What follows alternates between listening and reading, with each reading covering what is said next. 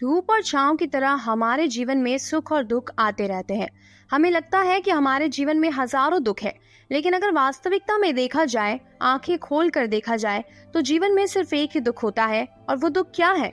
आज इस बौद्ध कहानी के माध्यम से हम ये जान जाएंगे कि वो एकमात्र दुख क्या है और उसका समाधान क्या है। तो अपने दुख का निवारण करने के लिए इस कहानी को आखिर तक जरूर सुनिए। इससे पहले कि आप इस कहानी में खो जाए, चैनल को जरूर सब्सक्राइब कीजिएगा। चलिए कहानी शुरू करते हैं। एक गाँव में राघव नाम का एक व्यक्ति रहा करता था।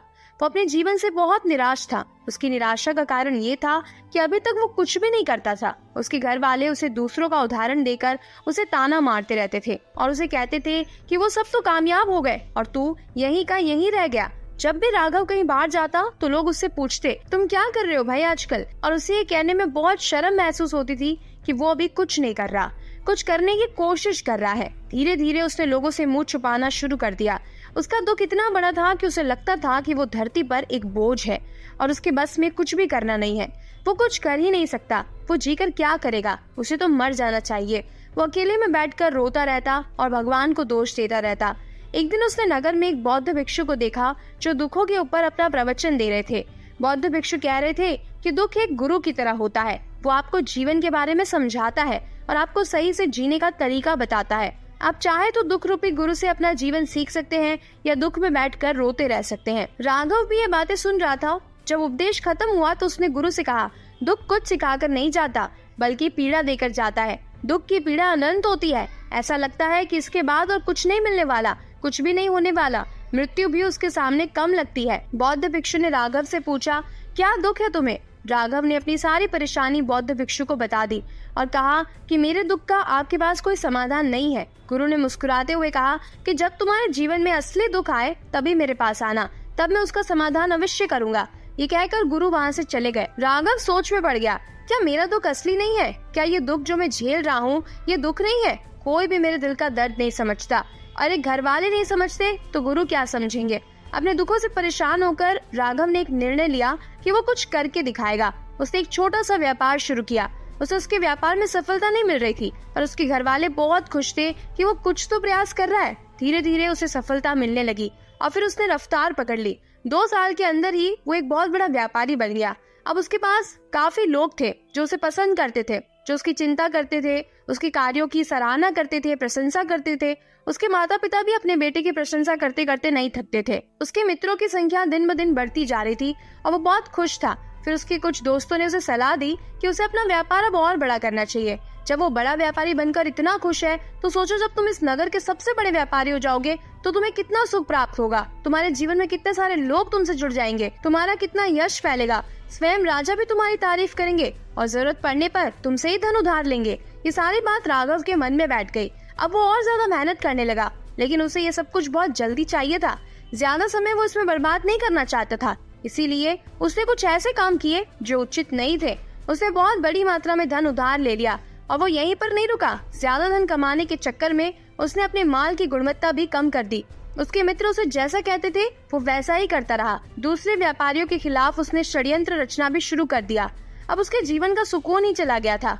उसे रातों में नींद भी नहीं आती थी। वो हमेशा कुछ उधेड़-बुन में लगा रहता था। सुख साधन की सारी वस्तुएं होने के बावजूद भी उसे किसी भी चीज में सुख नहीं मिल रहा था।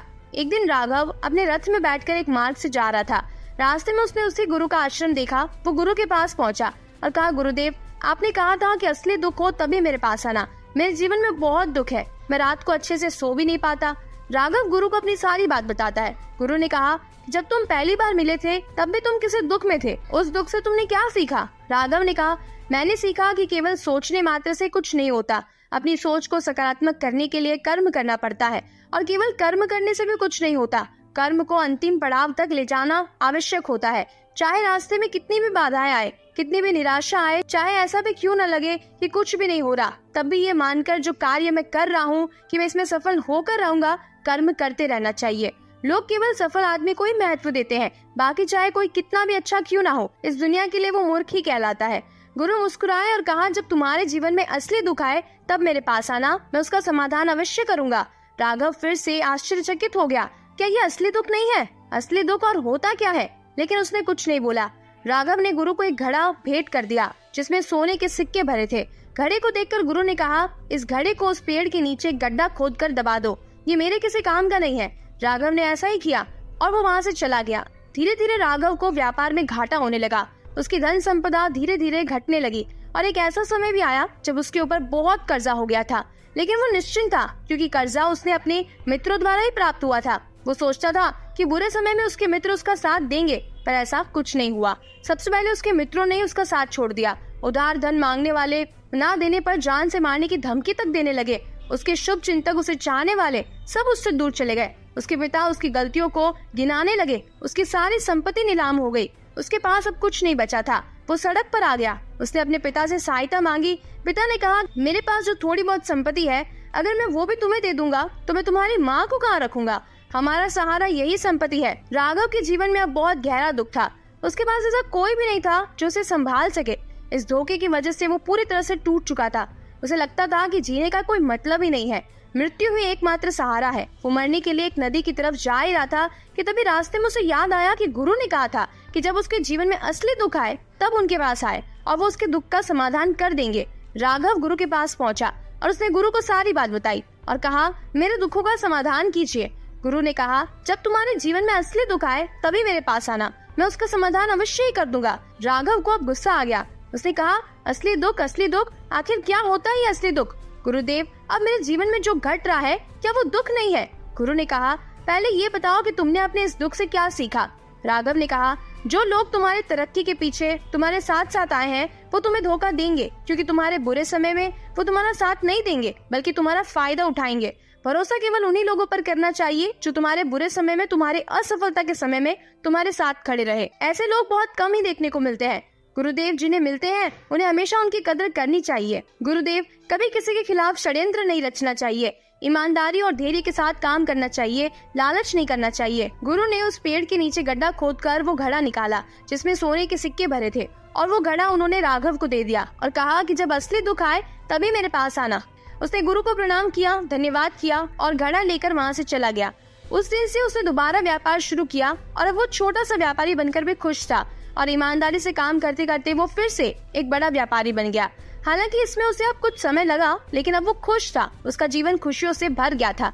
लेकिन आप कितने भी अच्छे हैं, कितना भी अच्छा काम करते हैं, दान करते हैं, पुण्य करते हैं, लोगों की मदद करते हैं, जीवन में दुख सबके आता है। तो राघव के जीवन में भी फिर से दुख आया। उसके माता पिता की मृत्यु हो गई। वो दोनों एक ही दिन मृत्यु को प्राप्त हो गए। राघव अपने माता पिता से बहुत प्रेम करता था, इसलिए उसे बहुत गहरा आघात लगा। वो उन्हें शमशान ले गया, वहाँ पर उनकी अंतिम क्रिया भी की। राघव ने जब उन्हें चिता में जलते हुए देखा तो उसका मन बेचैन हो उठा। उसके मन में हजारों सवाल खड़े हो गए। वो घर वापस आया। उसने अपने माता पिता की संपत्ति को देखा जिसके लिए वो हमेशा लड़ते रहते थे। आज वो संपत्ति लावारिस की तरह पड़ी थी। उसकी देखरेख करने वाला, उसे देखने वाला कोई भी नहीं था। उसके पिता ने जो कुछ भी इकट्ठा किया था वो सब यहीं पर रह गया था। एक दिन पहले तक भी वो अपनी संपत्ति के लिए किसी से भी लड़ने को तैयार थे, लेकिन आज सब कुछ खत्म हो चुका था। राघव का मन बहुत बेचैन हो रहा था। उसे लग रहा था जैसे कुछ खाली है, कुछ अकेलापन सा है, कुछ डर है, कुछ है जो समझ नहीं आ रहा। इसलिए वो गुरु के पास पहुंचा। गुरु ने राघव को देखते ही कहा, क्या कोई दुख है? राघव ने कहा कि जीवन में वैसे तो कोई दुख नहीं है गुरुदेव, सब ठीक ही है, सब सुखी है, पर आज मेरे माता पिता की मृत्यु हो गई और इसी कारण मेरा मन बहुत दुखी है। गुरु ने कहा कि इसमें दुखी होने वाली क्या बात है? एक दिन तो सबके प्रियजनों को मरना ही है। जीवित तो यहाँ कोई भी नहीं रहता और ना ही कोई आगे भी रहेगा। तुम भी एक दिन मर जाओगे, हो सकता है कल, या कहो तो आज, या कहो तो अभी तुम मर सकते हो। राघव ने कहा कि गुरुदेव, आप ये क्या कह रहे हैं? मैं भी मर जाऊंगा, पर मैं तो अभी जवान हूँ। गुरु ने कहा, प्यारे, इस भ्रम में मत जीना कि मृत्यु बूढ़ों को ही आती है। बड़ों के सामने जवान भी मृत्यु को प्राप्त हो जाते हैं, बच्चे भी मर जाते हैं। मृत्यु का किसी की उम्र से कोई लेना देना नहीं होता। गुरु की मुंह से ये बातें सुनकर राघव वहाँ से चुपचाप चला गया, पर उसका मन जैसे बेचैन हो गया था।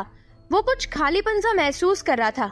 दिन रात वो अपने बारे में सोचता रहता था कि वो क्या कर रहा है, वो क्या है, क्यों है, कैसे है, हम क्या है, क्या करने आए हैं? क्या जीवन में उपभोग करना और मर जाना यही जीवन का अर्थ है? उसे कोई जवाब नहीं मिल रहा था और उसका दुख बढ़ता ही जा रहा था। कुछ दिनों बाद वो वापस उसी गुरु के पास पहुंचा और गुरु को सारी बात बता दी। गुरु मुस्कुराए और कहा, आज पहली बार तुम्हारे जीवन में असली दुख उत्पन्न हुआ है। वास्तव में यही है जो असली दुख कहलाने के लायक है कि हमें पता ही नहीं है कि हम क्या कर रहे हैं। हम क्यों हैं, कैसे हैं, कौन है हम, हमें यहाँ क्या प्राप्त करना है। राघव ने कहा, गुरुदेव मेरे दुख का समाधान कीजिए। गुरु ने कहा, हम सब अपने जीवन भर धन इकट्ठा करते रहते हैं। राघव ने कहा, गुरुदेव सभी लोग धन संपत्ति मान सम्मान प्रेम परिवार मित्र शत्रु पद प्रतिष्ठा इकट्ठा करते रहते हैं। गुरु ने कहा, क्या ये सब इकट्ठा करके हम कुछ भी अपने साथ ले जा सकते हैं। राघव ने कहा कि नहीं गुरुदेव, इनमें से तो कुछ भी साथ नहीं ले जा सकते। मेरे माता पिता के साथ भी कुछ नहीं गया, सब तो यहीं पर छूट गया। गुरु ने कहा, ध्यान से समझना, इस दुनिया में हम जो भी इकट्ठा करते हैं उसे हम कभी इकट्ठा करते ही नहीं हैं। सभी चीजों को देखते हैं पर उसे देखते ही नहीं। जो चीज हमें इकट्ठा करनी है वो है हम खुद। हमें इस दुनिया में अपने आप को इकट्ठा करना है ताकि जब हमारी मृत्यु हो तब हम एक हो सके और अपने आप को पहचान सके। हम बैठे हुए हैं प्रेम में, नफरत में, ऊर्जा में, धन में, संपत्ति में, पद में, प्रतिष्ठा में, सम्मान में, पहचान में, धर्म में, जाति में, दूसरों को लूटने में और अपने आप को लुटाने में। और ऐसे ही हजारों लाखों वासनाओं से हम लिपटे पड़े हैं। हम टुकड़ों में जीवन जी रहे हैं। हमारी चेतना कभी भी एक नहीं हो पाती। हमारी ऊर्जा शक्ति बिखर गई है, इसलिए हमारे पास इतना भी समय नहीं है या इतनी भी शक्ति नहीं है कि हम मुड़कर अपनी ओर देख सके। वास्तव में लोग जिन्हें जिंदगी भर दुख दुख कहकर चिल्लाते रहते हैं और उनका समाधान खोजते रहते हैं, उन्हें उनका समाधान कभी मिलेगा ही नहीं, क्योंकि जिन्हें वो दुख कहते हैं वास्तव में वो दुख है ही नहीं। इसलिए यहाँ किसी को अपने दुख का समाधान नहीं मिलता। वो बस एक परिस्थिति से छूटकर दूसरी परिस्थिति में फंस जाते हैं और जैसे वो पहली परिस्थिति में रो पड़ते थे वैसे ही वो दूसरी समस्या में भी रो लेते हैं। हमेशा ही एक समाधान नजर आता है और वो है मृत्यु, पर वो भी कोई समाधान नहीं है। इसलिए इन समस्याओं का अगर एक समाधान चाहिए तो अपने आप को इकट्ठा करो, अपनी ऊर्जा को इस संसार से वापस लाओ, अपनी ऊर्जा को एकत्रित करो, अपने ऊपर ध्यान दो, मृत्यु से पहले अपने आप को पहचान लो। ऐसे ही बिखरे हुए जीवन से मत चले जाना। राघव ने कहा, तो क्या गुरुदेव हमें ये संसार छोड़ देना चाहिए, अपनी इच्छाओं को मार देना चाहिए, धन संपत्ति इकट्ठा नहीं करनी चाहिए, क्या हमें यहाँ किसी से प्रेम भी नहीं करना चाहिए। गुरु ने कहा, तुमसे इच्छाएं कामनाएं और वासनाएं ऐसे ही निकलती है जैसे पहाड़ से कोई पत्थर गिर रहा हो जिस पर पत्थर का कोई नियंत्रण नहीं है सिवाय देखने के और परेशान होने के। जब तुम अपने आप को इकट्ठा कर लेते हो, एकत्रित हो जाते हो, तब तुम जो भी करते हो वो सब नियंत्रण में रहता है। इच्छाएं भी तुम्हारी इच्छा से निकलती है। राघव ने कहा, गुरुदेव आपने मेरे दुखों का निवारण कर दिया है, मैं आपका बहुत बहुत आभारी हूँ।